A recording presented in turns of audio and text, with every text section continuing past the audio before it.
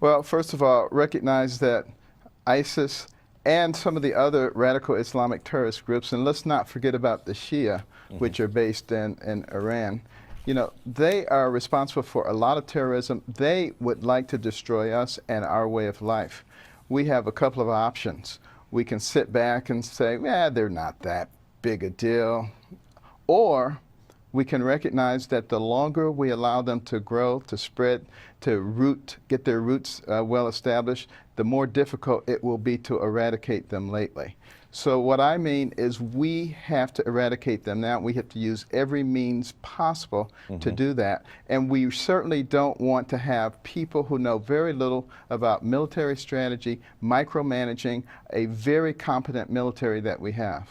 Let me ask you something. You said something that you just referred to the Shia. Are you saying, I assume you're not saying all Shia Muslims are terrorist threats? No, but I'm saying, we focus so much on the terrorist groups that emanate from the Sunnis. Right. And I don't want us to forget about the other terrorist groups too.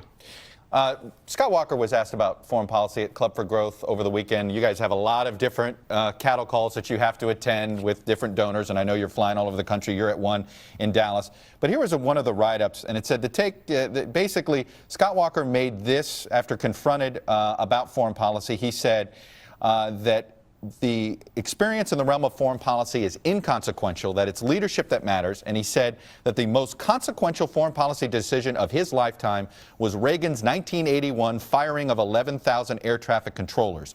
He said it sent a message that not only across America, it sent a message around the world that it wouldn't be messed with. Do you agree with his assessment that Reagan's firing of air traffic controllers was a foreign policy message?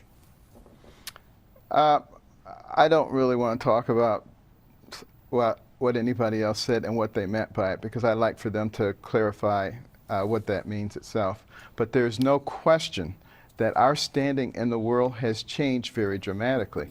Even before Reagan got involved in firing those air traffic controllers, he was a respected individual. And you remember during the Iranian hostage crisis, where they simply mocked us the day he was inaugurated, they let those hostages go.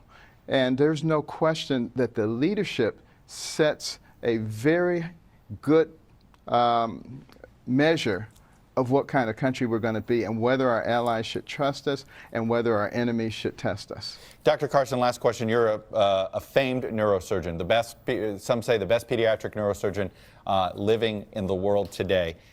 You're a man of deep faith. Explain how science and religion, in your mind, coexist. I personally believe that a person's religious beliefs are the things that make them who they are, gives them a direction in their life. But I do not believe that religious beliefs should dictate one's public policies and stances.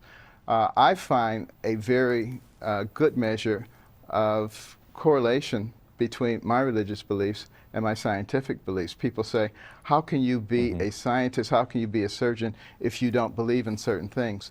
Maybe those things aren't scientific. Maybe it's just propaganda. I think I'm always willing to sit down and discuss things.